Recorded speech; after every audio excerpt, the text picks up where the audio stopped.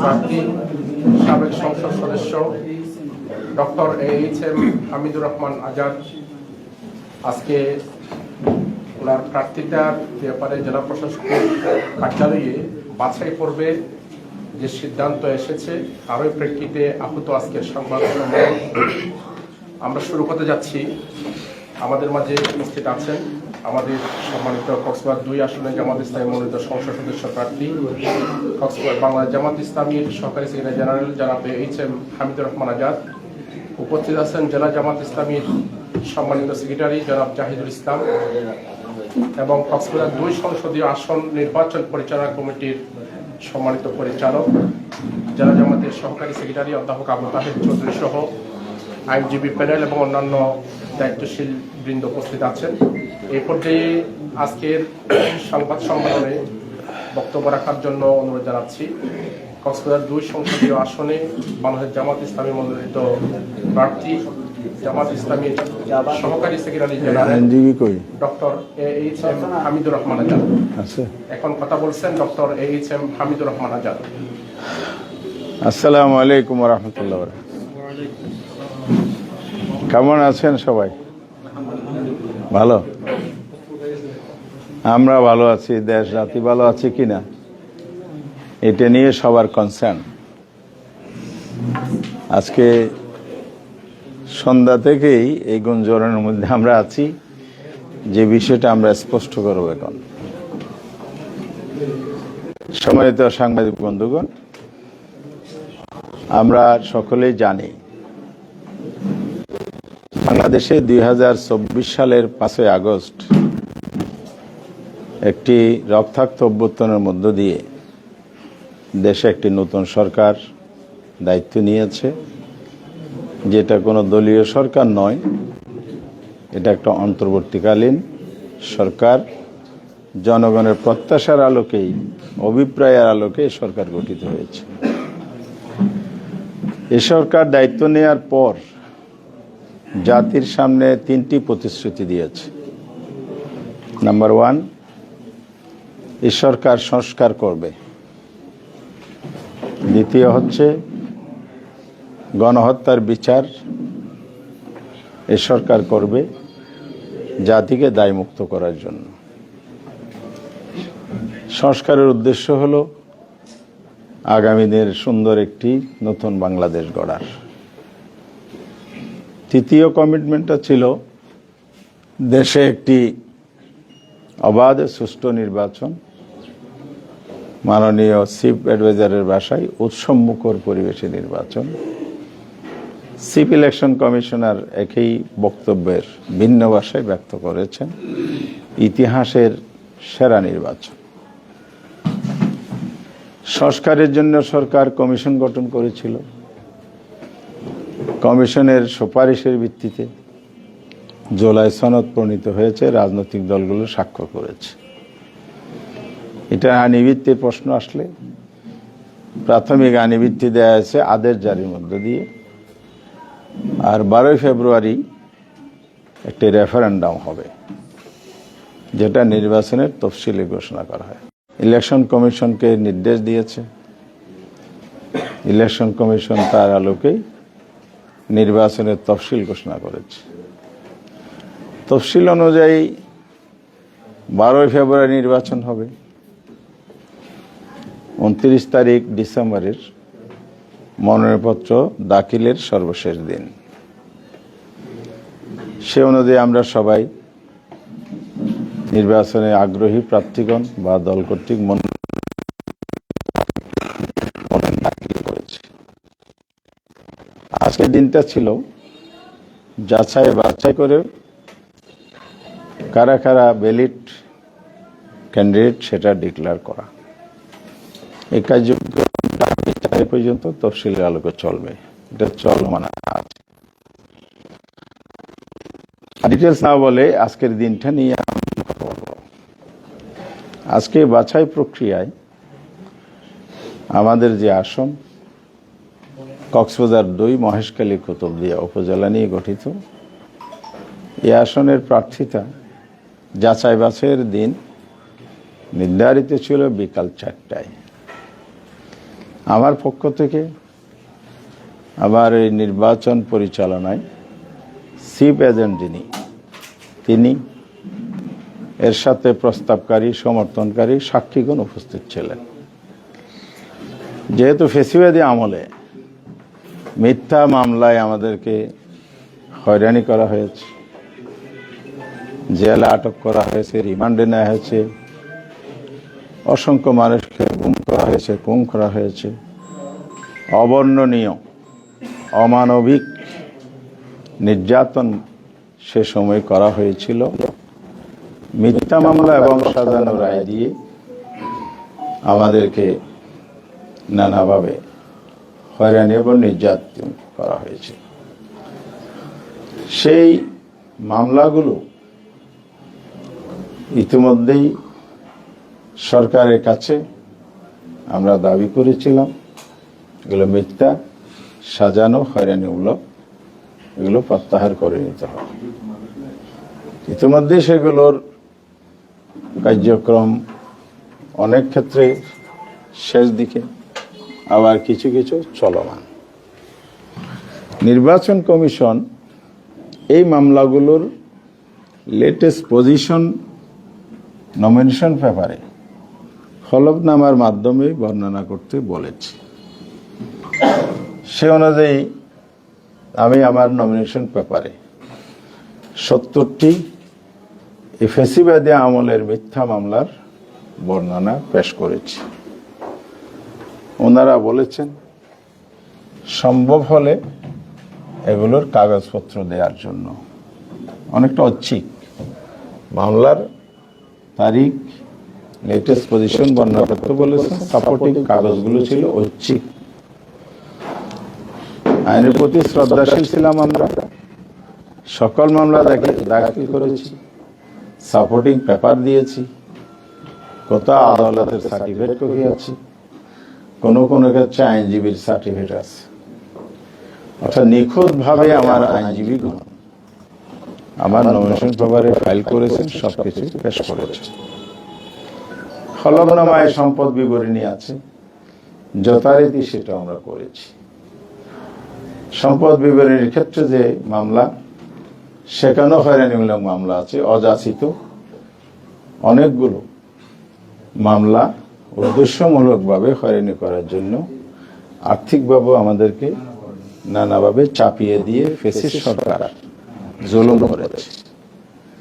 যেহেতু দেশে আইন বিদ্যমান, আমরা আইনের প্রতি শ্রদ্ধা রেখে সবকিছু উল্লেখ করেছি। যেহেতু 29 তারিখ এগুলো দাখিল করেছি, বাছাইয়ের দিন আনুষ্ঠানিকভাবে এগুলো রিটার্নিং অফিসার যিনি আছেন নির্বাচনের, প্রতিটি আসনের রিটার্নিং অফিসার যেভাবে আছে, উনি 4টা এটা যথারীতি শুরু করেছেন আমি জেনেছি। সেখানে উনি নিজের থেকেই প্রত্যেকটি আইটেমে সংশ্লিষ্ট ডিপার্টমেন্টের যারা কর্মকর্তা আছেন, যেমন বাংলাদেশ ব্যাংকের প্রতিনিধি থাকে, যেটা এটা আমাদের মাদার ব্যাংক, সব ব্যাংকের রিপোর্ট তাদের মাধ্যমে কালেক্ট হয়। কোনো ব্যাংকে কোনো ধরনের খেলাফি ঋণ আছে কিনা এ ব্যাপারে স্পষ্ট ভাষায় বলেছেন ডিসি সাহেব নিজে, যিনি রিটার্নিং অফিসার, উনি ঋণ খেলাফি নন, ব্যাংকের কোনো অভিযোগ নাই। ট্যাক্সের কোনো অভিযোগ আছে? উপস্থিত ট্যাক্সের যিনি অফিসার ছিলেন, কর্মকর্তা, তিনি সুস্পষ্ট বলেছেন ওনার বিরুদ্ধে এই রিটার্নিং অফিসারের সামনে যে ডকুমেন্ট আছে, মনোনীত হলফনামা, সেই ভিত্তিতে বর্ণনায় এ ধরনের আমাদের কোনো অভিযোগ নাই। তৃতীয় হচ্ছে মামলা, সব কিছু গ্রহণ হয়েছে, সব এভিডেন্স আছে, বর্ণনা আছে, সব কিছু আছে। উনি নিজের থেকে একটি মামলা নিয়ে আসলেন সামনে, সেটা আমার হলফনামায় উল্লেখ আছে এবং এটার পেপার সাবমিট করা আছে। মামলাটা কি? মামলাটা হচ্ছে 2013 সালের তৎকালীন তথাকথিত যে আন্তর্জাতিক অপরাধ ট্রাইব্যুনালের আইসিটির যে কোর্টটা ছিল, যেটাকে বলা হয় ক্যাঙ্গারু কোর্ট। আন্তর্জাতিক আইনজীবীরা এটাকে এই নামে আখ্যায়িত করেছে। সেই আইনে আমাদের দেশের 6 জন সূর্য সন্তানকে ফাঁসি দেওয়া হয়েছে অন্যায়ভাবে। সেই আইনে আমাদের অসংখ্য নেতাকে, শীর্ষ নেতাকে, আল্লামা দেলোয়ার হোসেন সাঈদী সহ অনেককেই আমৃত্যু সাজা দেওয়া হয়েছে। প্রথমে মৃত্যুদণ্ড, আপিলে গিয়ে সেটা হয়েছে। এই মামলায় অনেকেই সারা জীবন জেলে ছিলেন, পরিবার থেকে ডিটাচ ছিলেন, সেখানে তাদের মৃত্যুবরণ হয়েছে। একই ধরনের মামলা বা ট্রায়াল যেটা হচ্ছিল এখানে, জুডিশিয়াল কিলিং যেটা আমরা বলি, অর্থাৎ বিচারিক হত্যা। কেন বললাম বিচারিক হত্যা? এই জন্য বলছি, এই মামলায় দায়েরকৃত একজন আসামি চৌধুরী মঈনুদ্দিন ব্রিটিশের আদালতে তার মানহানিকর মামলা করেছিলেন। আমরা সবাই জানি ব্রিটিশ আদালত পৃথিবীর আইন এবং আইনের স্ট্যান্ডার্ড ন্যায় বিচারের ক্ষেত্রে সর্বোচ্চ একটি আদালত হিসেবে স্বীকৃত। সেখানকার আদালত বলেছে এটা জুডিশিয়াল জেনোসাইড। জেনোসাইড বলেছে এখানে একাধিক মানুষকে খুন করা হয়েছে, সে কারণে জুডিশিয়াল জেনোসাইড বলেছে। এটিএন আজহারুল ইসলাম সাহেব 24-এর 5 আগস্ট পরিবর্তনের পর উনার মামলা রিভিউ করেছেন। উনার মৃত্যুদণ্ড আদেশ ছিল। অন্তর্বর্তীকালীন সরকারের সময়ে আদালত স্বাধীন ছিল, ফেসিবাদী আমলে আদালত স্বাধীন ছিল না। সেখানে রাজনৈতিক ফেসিবাদী সরকারের হস্তক্ষেপে এই সাজানো রায় মানুষগুলোকে জুডিশিয়াল কিলিং হয়েছিল। আল্লাহ তাআলা ওনার হায়াত রেখেছেন, মৃত্যুদণ্ড থাকলেও রিভিউটা বাকি ছিল। সেই কারণে রিভিউ পিটিশন উনি দায়ের করেছেন। যখন অন্তর্বর্তীকালীন সরকার আসে, বিচার বিভাগ স্বাধীন হয়। ফুল বেঞ্চের শুনানির পর আদালত অনেকগুলো মন্তব্য করেছে। আদালতের প্রথম মন্তব্য হচ্ছে, ওনার উপর যে মৃত্যুদণ্ড দেয়া হয়েছে এটা আইনসম্মত হয়নি, রাজনৈতিক হস্তক্ষেপ হয়েছে এবং যথাযথভাবে বিচার হয়নি। সাক্ষীর দুর্বলতা আছে, আইনের দুর্বলতা আছে, পক্ষপাতিত্ব আছে, ডিকটেশন আছে। সেই কারণে ফুল বেঞ্চে অ্যাপিলেট ডিভিশনের 7 জন বিচারপতি চিফ জাস্টিসের নেতৃত্বে যে রায় দিয়েছে, এটিএম আজহারুল ইসলাম 1971 সালের কোনো কথিত মানবতা বিরোধী অপরাধের সাথে জড়িত নন, তাকে বেকসুর খালাস দিয়েছে। এরকম একটি আদালত দ্বারা মানুষকে খুন করার যে জুডিশিয়াল প্রসেস করা হয়েছে, সেটাকে বাংলাদেশের সিনিয়র আইনজীবীগণ বিতর্কিত আদালত বলেছে। আন্তর্জাতিক আইনজীবীদের একটা সম্মেলন, সেমিনার হয়েছিল সেরাটনে। সেখান থেকেও এই আদালতের বিরুদ্ধে নানা প্রশ্ন তোলা হয়েছে। এটা আন্তর্জাতিক মানের বিচার হচ্ছে না, এই আইনটাও আন্তর্জাতিক বিচার সম্পন্ন নয়। সরকার কর্তৃক নিয়োজিত বিচারক, সরকার নিয়োজিত প্রসিকিউটর, সরকারি কর্তৃক নিয়োজিত সাক্ষী, সব অ্যারেঞ্জমেন্ট করে যেহেতু করা হচ্ছে, এখানে ন্যায় বিচার পাওয়ার সুযোগ নাই। সেই কারণে এই আদালতটাকে বিতর্কিত বলা হয়েছে। এটা সেই আদালত যে আদালতের মাধ্যমে রায় দিতে গিয়ে স্কাইপে কেলেঙ্কারি হয়েছে। এটা আপনারা জানেন, সবাই বিশ্বব্যাপী জানে। তো সেই আদালতের বিষয়টা বিতর্কিত আদালতে আমাদের সিনিয়র আইনজীবীরা কথা বলেছেন। আমি একটা সমাবেশে শাপলা চত্বরে এই বিতর্কিত আদালত বলছিলাম। এই ভিডিও ফুটেজটা হয়তো আপনারা এখনো পাচ্ছেন। বিতর্কিত আদালতে ন্যায় বিচার পাওয়া সম্ভব নয়, এটা আমার বক্তব্য নয়, বাংলাদেশের সিনিয়র আইনজীবীরা এটা বলেছেন। এই কোড আনকোড এই বক্তব্যটাকে পলিটিক্যাল উদ্দেশ্যে ইন্টেনশনালি আদালতে নিয়ে আসা হয়েছে। সেই কোর্টে আমার ভালো ছিল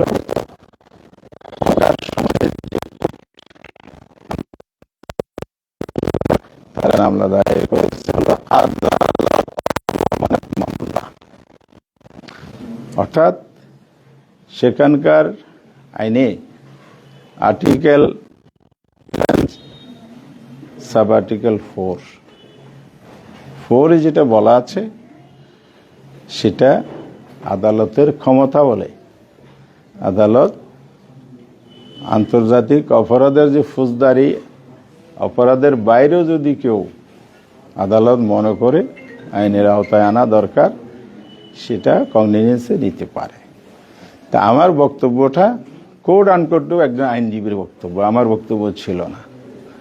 তথাপি উদ্দেশ্যমূলকভাবে হয়রানি করার জন্য আদালত অবমাননার মামলা হয়েছে। এটা মামলাটা একতরফা ছিল, শুনানি, সাজা সবকিছুই। 2 মাসের মধ্যে সাজা ঘোষণা করা হলো, 3 মাসের আমাকে জেলে পাঠানোর জন্য রায় দিল গ্রেপ্তারপূর্বক। দ্বিতীয় ছিল 3000 টাকার আর্থিক দণ্ড, অনাদায়ী আরও কয়দিন যেন সেখানে একটা কথা উল্লেখ আছে। আমি আদালতের প্রতি শ্রদ্ধাশীল হয়ে কোর্টে সারেন্ডার করি সে মামলায়। পরে আমার জামিন হয়, আমি জেলে ছিলাম। তারপরে এই মামলা যেহেতু শেষ হয়ে গেছে এই পর্ব, তখন আমি নিজের থেকেই আইনজীবীকে বলেছি এই মামলা যেন আপিল হয়, কারণ আমার উপর ইনজাস্টিস করা হয়েছে। জাতি জানুক, ভবিষ্যৎ প্রজন্ম জানুক কি অবিচারটা এখানে হয়েছে। সেই জন্য আমি মাননীয় সুপ্রিম কোর্টে আপিল করেছি। আপিলটা এখন পেন্ডিং আছে, চলমান আছে। ইতিমধ্যে একাধিকবার সিরিয়ালে আসছিল।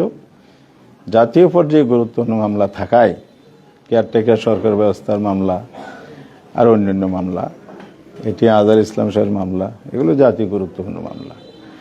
সেই কারণে এটা সিরিয়ালে থাকলেও প্রায়োরিটির ক্ষেত্রে এটা পিছনে পড়ে যায়।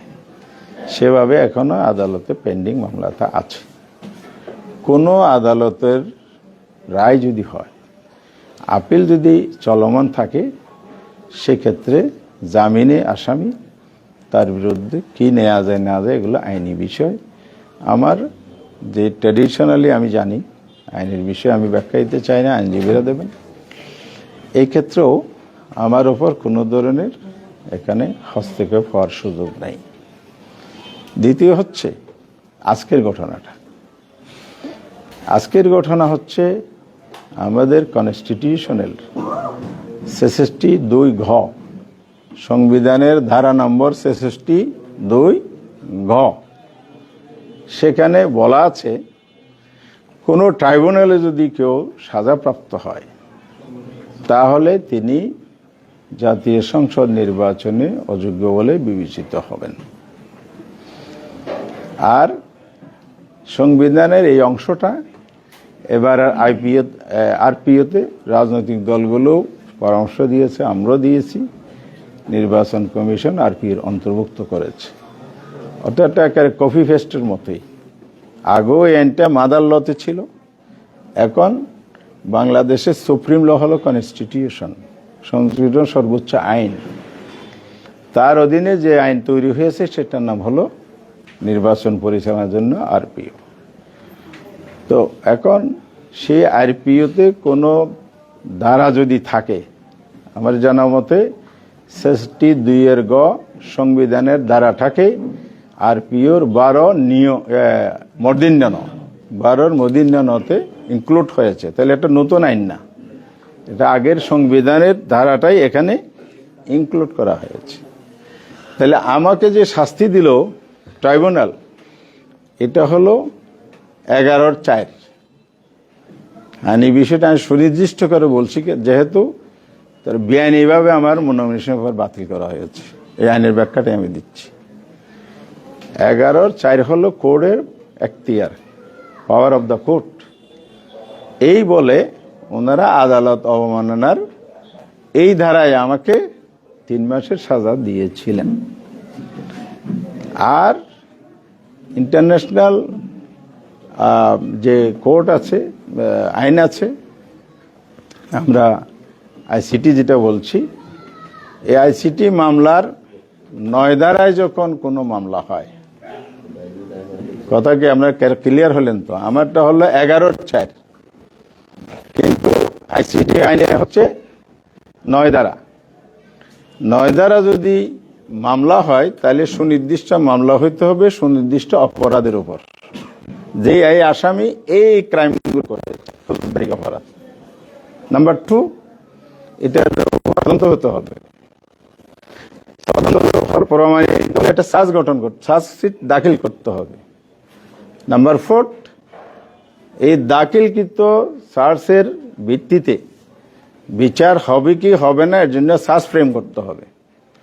চার্জ ফ্রেম হওয়ার পরে ট্রায়ালে যাবে, সাক্ষী দ্বারা প্রমাণিত হলে তারপরে রায় হবে। এই 9 ধারার কোনো প্রসেস 9-এর এই 3 ধারা আর্টিকেল 3-তে কোনো ফলো করা হয়নি। আর্টিকেলটি হলো আইসিটি অ্যাক্টের, এগুলো অনেকগুলো বিধান, এই জন্য একটু পার্থক্য হচ্ছে। আপনার সেই জায়গায় যদি সুনির্দিষ্ট মামলা না হয়, তদন্ত না হয়, চার্জ গঠন না হয়, চার্জ ফ্রেম না হয়, বিশাল ট্রায়াল কিছুই হয়নি, কারণ সেই মামলা তো এটা না। এটা হলো একটা বক্তব্যের মধ্য দিয়ে ইন্টেনশনালি একটা মামলা করা হয়েছে রাজনৈতিক উদ্দেশ্যে। কোন সরকার? যারা মানুষ খুন করেছে, গুম করেছে এবং আদালতের দরজার উপর লাঠি মেরেছে, সেই সরকার। এটা সেই সরকার মানুষকে বিচারের শেষ আশ্রয়স্থল ধ্বংস করে দিয়েছে। সেই সরকারের আমলের, ফেসিদা আমলের একটা মামলায় অন্যায় বেআইনিভাবে আজকে আমার নমিনেশনের উপর ওনারা অ্যাকসেপ্ট করেন নাই। এটা কত বড় যে অপরাধ এবং অন্যায় হয়েছে এটা আগামীতে প্রমাণিত হবে ইনশাআল্লাহ। তবে আমার কষ্টটা এখানে, এত রক্তের বিনিময়ে দেশটাকে ফ্যাসিস্ট মুক্ত করা হলো, প্রশাসনের রন্দে রন্দে ফ্যাসিস্টদের দোসররা বসে আছে। আমরা ইলেকশন কমিশনকে বলেছি, মানে সিটরে দফায় দফায় বলেছি, এবং সারা দেশে আমরা 8 দল এই কয়েক মাস 5 দফার ভিত্তিতে আমরা আন্দোলন করেছি। আমরা সবাই মিলিয়ে বলেছি এই ফ্যাসিস্ট আমলের আমলাদের নিয়ে, দোসরদের নিয়ে সুষ্ঠু নির্বাচন হবে না। লেভেল প্লেইং যদি না হয়, আপনার স্বপ্নের উৎসবমুখর নির্বাচন, ইতিহাসে সেরা নির্বাচন হবে না। রাস্তায় যে কথাগুলো দাঁড়িয়ে বলেছিলাম, নির্বাচন কমিশনের অফিসে ফুল কমিশনের সামনে আমি নিজেই যে কথাগুলো আমার টিম সহ বলেছিল, আজকের কক্সবাজারের রিটার্ন অফিসার সেটা প্রমাণ করে দিলেন। তিনিই করেন নাই, শুধু তার আশেপাশের লোক যেগুলো আছে, তথ্য আমার কাছে আছে, ফেসিদাদের আমলে তারা টিউনো ছিলেন কক্সবাজার জেলার কোন উপজেলায়, এবং তারা পুলিশ কর্মকর্তা ছিলেন 4 বছর ধরে, এখনো আছেন। এই দোসরদের দ্বারা বায়াস হয়ে অন্যায়ভাবে যে অবিচারটা করা হলো, এই অবিচার অন্যায়ের বিরুদ্ধে অবশ্যই নির্বাচন কমিশন ব্যবস্থা নেবেন। আমি আজকে সে দাবি করছি, আমি কমিশনকেও জানিয়েছি এবং আমার যত জায়গায় বলার সেটা আমি বলেছি। আমি অপেক্ষায় রইলাম ওনারা কি ব্যবস্থা নেন।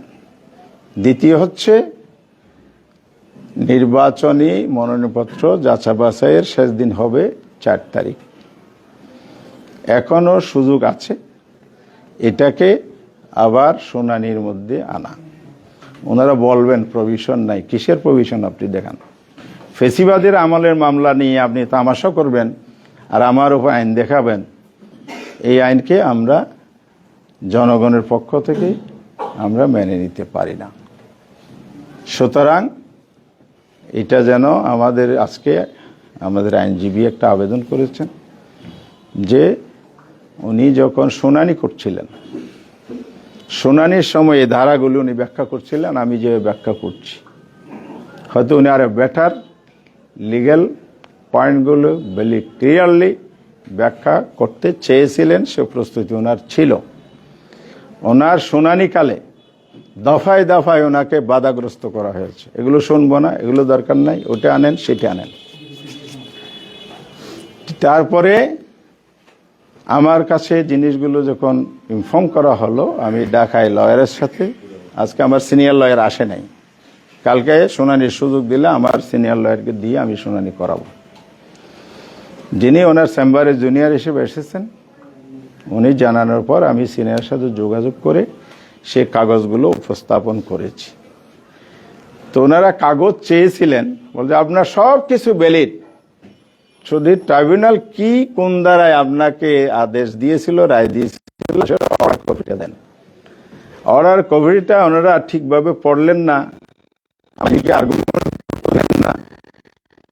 যারা এই পর্যায়ে লেভেলে, তারা হতে পারে তারা আইনে প্র্যাকটিস করেন না, গ্যাপ থাকতে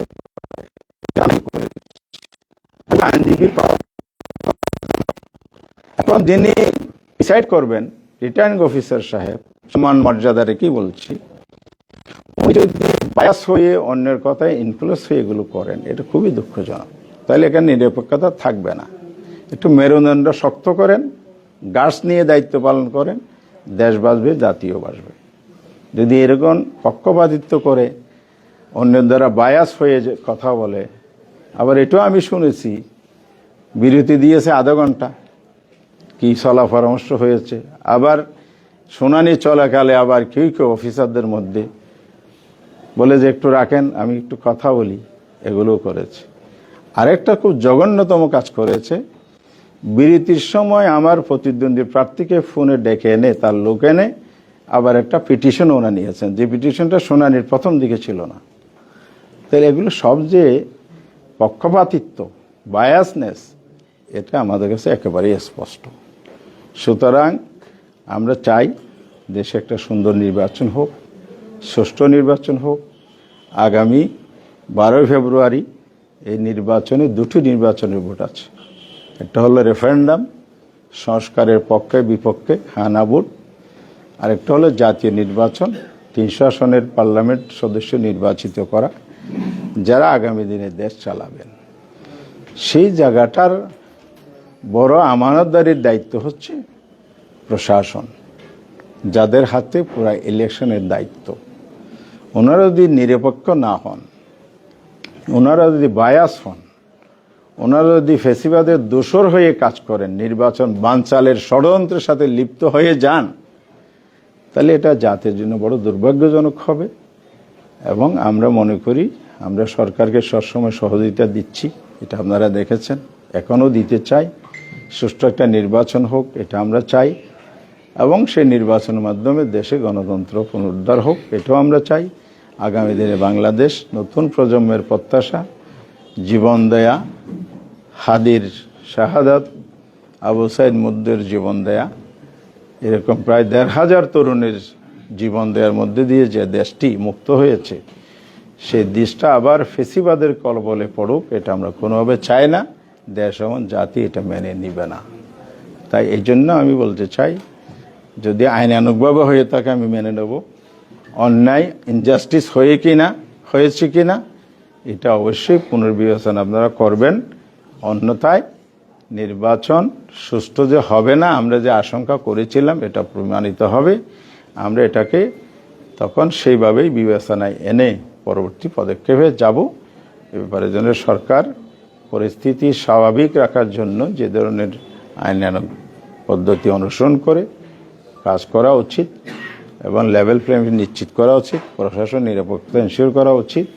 এ ধরনের অসৎ এবং এ ধরনের বায়াস, এ ধরনের ফেসিস্টের দোসর, এগুলো থেকে প্রশাসনের দায়িত্ব থেকে ক্লোজ করেন এবং জাতিকে সুন্দরভাবে ভোট দিতে দেন। অনেক দিন পরে ভোটাধিকার পেয়েছে, তারা যাতে যার ভোট পছন্দের প্রার্থীকে দিতে পারে, ভোটাধিকার নিশ্চিত করতে পারে। এবারে মাননীয় সরকার, মাননীয় নির্বাচন কমিশন অবশ্যই ব্যবস্থা নেবেন, এই আবেদন করে আমার বক্তব্য শেষ করছি। সবাইকে ধন্যবাদ। এখন সর্বশেষ আপনি সিদ্ধান্ত নিয়েছেন? আমি তো আমার সিদ্ধান্ত বলে দিয়েছি, আমি আবেদন করেছি পুনরায় শুনানির। আপনি একটা কথা বলছেন যে বায়াসড হয়েছে, প্রশাসন বায়াস্ট হয়েছে এবং রিটার্নিং হচ্ছে। তো এখানে কি কারো ইন্ধন আছে নাকি কিছু বলতে ইন্ধনের কথা আমি ইতিমধ্যে বলেছি, বায়াস্ট হওয়ার পেছনে কি কি কারণ থাকতে পারে? কারণ এটা বলেছি দোসরাই, আরও কারণ থাকলে অদৃশ্য কিছু, সেটা তো আমার এখন বলার সময় নেই, সময় মতো বলবো। আপনি যদি আরেকটু স্পষ্ট করতেন, এই যে আপনার তো ওখানে আরো প্রতিদ্বন্দ্বী প্রার্থী আছে, আপনি প্রতিদ্বন্দ্বী প্রার্থীর কথা বললেন, যদি স্পেসিফিকলি কোন প্রতিদ্বন্দ্বী প্রার্থী আপনার বিরুদ্ধে এই ষড়যন্ত্র, এটা সময় আসলে বলবো, আগে ওনারা কি করেন দেখি। আর এটা নিয়ে যদি এখানে শুনানিতে আপনার প্রত্যাশা প্রতিফলন না হয়, উচ্চ আদালতের দ্বারস্থ হবে, দেখি আগে হয় কিনা। আপনি কি আশাবাদী? অবশ্যই আশাবাদী, এটা তো অন্যায় কাজ হয়েছে, অন্যায় কাজ তো কোনোদিন গ্রহণ করা যায় না। আমি ওনাদের সাথেও বলেছি, স্পষ্ট করে বলেছি, আপনারা এই জায়গায় আমার প্রতি ইনজাস্টিস করেছেন। আল্লাহ, আমি শুধুমাত্র আশাবাদী আপনি। অবশ্যই এটা তো আইন তো আমার পক্ষে, আইন তো আমার পক্ষে, ইনশাআল্লাহ আপনারা দেখবেন এটা টিকবে না। ওনারা যে বায়াস এটা আমি প্রমাণ করবো আইনের মাধ্যমে ইনশাআল্লাহ। আপনারা আজকে বক্তব্য শুনলাম, পরবর্তী কোনো কর্মসূচি আছে কিনা বিষয়ে আপনাদের কি পদক্ষেপ আছে? আমার কর্মসূচি একটাই, কালকে পরশু 2 দিন সময় আছে। আজকে কয় তারিখ? তাহলে 4 তারিখে আর 2 দিন আছে না? এই 2 দিন ওরা কি করেন এটা আমি দেখবো। একটা আমার বিষয় হচ্ছে যে আপনি বলেছেন যে ভাইরাস হয়েছেন প্রশাসনের কিছু কর্মকর্তা ডানে বামে ছিল, সময় নিয়ে দরখাস্ত নিয়ে আবার সাবমিট করেছে পরে, যেগুলো শুরুতে ছিল না। এমন কোন স্পেসিফিক কর্মকর্তা নাম জানা আছে কিনা বা তথ্য আছে কিনা যে আপনি যাদের কারণে সন্দেহ করছেন যে ফেসিস্টের দোষর হিসেবে তারা চিহ্নিত, যারা আপনাকে ইনজাস্টিস করেছে? 2 জন অফিসারের নাম এসেছে, একজন পুলিশ বিভাগের, যারা ফেসিস্ট আমলে এই উচ্চ পদে ছিল, এখনো আছে। আরেকজন ডিসি অফিসে ফেসিস আমলে এখানে পার্শ্ববর্তী উপজেলায় ইউনিয়নের দায়িত্ব পালন করেছে। আপনারা সাংবাদিক বন্ধুগণ এই তথ্যকে উৎস হিসেবে ধরে বের করে নেন ওরা কারা। আমার একটা প্রশ্ন ছিল, 2018 আশা করি আপনারা জাতিকে এই সেবাটা দিবেন। 2018 সালে কি এই মামলা নিয়ে আপনি নির্বাচন করেছিলেন? এই মামলা কি তখনও ছিল? সরি, আমি তো এটা ড্রপ করেছি, বলে গেছিলাম। এটা একটা সেটেল ইস্যু। আমার এই মামলাটা সেটেল ইস্যুটা হচ্ছে এই 13 সালে এই রায়টা দেয়া হয়েছে, তখন আমি সিটিং এমপি ছিলাম। প্রশ্ন উঠল যে আমি সংসদ সদস্য বহাল থাকবে আমার, না এটা বাতিল হবে। যেহেতু দেশের আইন অনুযায়ী সাজাপ্রাপ্ত হলে ট্রাইব্যুনালে এমপি পদ থাকার কথা নয়। তখন স্বাধীন মালিক সংবিধান বিশেষজ্ঞ, উনি বেঁচে আছেন, ওনার বক্তব্যটা পত্রিকায় আমি পড়েছি, আমার কাছে সংরক্ষিত আছে। ব্যারিস্টার রফিকুল হক দুনিয়া থেকে চলে গেছেন, আল্লাহ জান্নাত নসিব করুন। এই 2 জন আইনজীবী স্পষ্ট আকারে বলেছে প্রেস ব্রিফিংয়ে সাংবাদিকদের, এরকম বলে যে আইনে সাজা হয়েছে এটা আইসিটির অ্যাক্টের যে অপরাধ, যে মামলা তদন্ত চার্জশিট, সেই প্রক্রিয়াতে নয়। ওটাই অপরাধ, ফৌজদারি অপরাধের মামলা এটা নয়। যেহেতু এই আইনটা ফৌজদারি অপরাধের ক্ষেত্রেই প্রযোজ্য, সংসদ সদস্য থাকবে কি থাকবে না, এই জন্য হামিদুর রহমান আজাদের সংসদ সদস্য থাকবে, যেহেতু এটা আদালত অবমাননার একটা ভিন্ন ধারার মামলা, অপরাধের মামলা না, একটা বক্তব্যের মামলা। ওনারা এই বক্তব্য দেওয়ার পরে আমি আরো 1.5 বছর সংসদ সদস্য হিসেবে দায়িত্ব পালন করেছি, সংসদে গিয়েছি। আমি রিটার্নিং অফিসার সাহেবকে এই রেফারেন্সটা বলেছি যে এটা আমি সংসদ সদস্য থাকাকালেও সেটেল, আবার 18 সালে আমি প্রার্থী ছিলাম, আপনারা জানেন সব। সেখানে কিন্তু ফেসিস্ট আমলের আমার প্রতিপক্ষ যে ছিল, তার আইনজীবীরা এটা চ্যালেঞ্জ করেছিল। এই ডিসি অফিসে এই নথিপত্র আছে, হিয়ারিং হয়েছে। ওনারা চ্যালেঞ্জ করেছিল আর্টিকেল 66(2) ঘ, যেটা বর্তমান আরপিওতেই আনা হয়েছে। একই জিনিস, নতুন আইন না কিন্তু আরপিওর, এটা নতুন ধারা হলে আমি মেনে নিতাম। আমি মানছি না, যেহেতু এটা চ্যালেঞ্জ হয়ে সাংবিধানিক ল হিসাবে আউট হয়ে গেছে, আরপিও তো আরও নিচে, তো সেম জিনিসই তো আরপিওতে আসলো। আপনি আরপিও দেহা দিয়ে আমার তো আউট করতে পারেন না। তাহলে এটাও সেটেল, 18 সালে হয়ে গেছে, নথি ডিসি অফিসে আছে।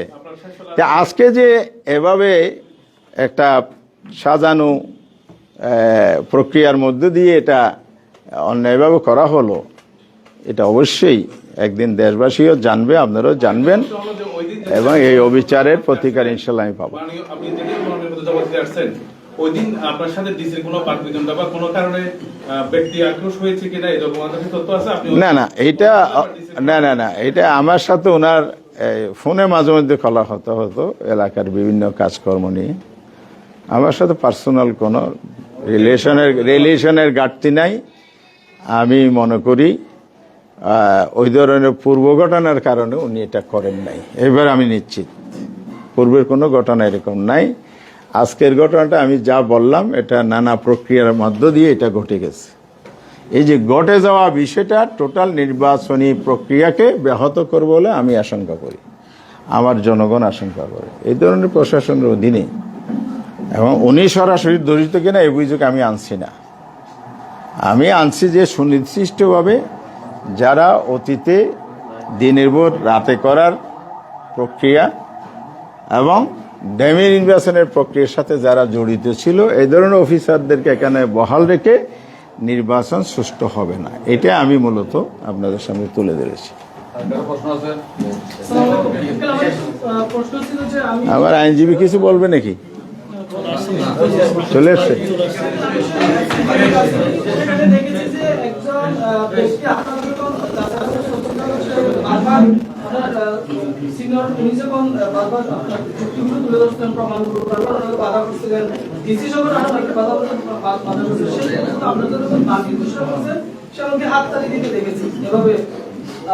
অফিসাররা হাততালি দিছে, যেসব অফিসাররা জড়িত ছিল বাতিল ঘোষণা পর অফিসাররা হাততালি দিছে। উনি উপস্থিত ছিলেন, উনি সাক্ষী দিয়েছেন।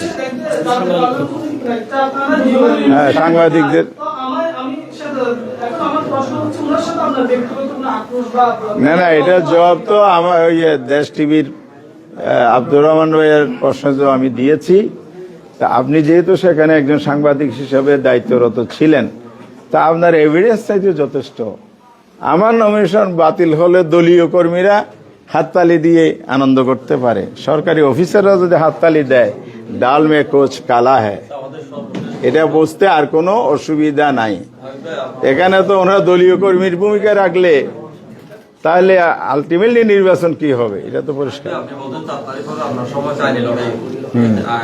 না, এখানে শুনানির সুযোগ আছে। এছাড়া তো স্তর অনেকগুলো আছে, অনেকগুলো স্তর আছে। ইলেকশন কমিশন আছে, আদালত আছে, supreme court, high court, supreme court আছে। জি, ধন্যবাদ সবাইকে।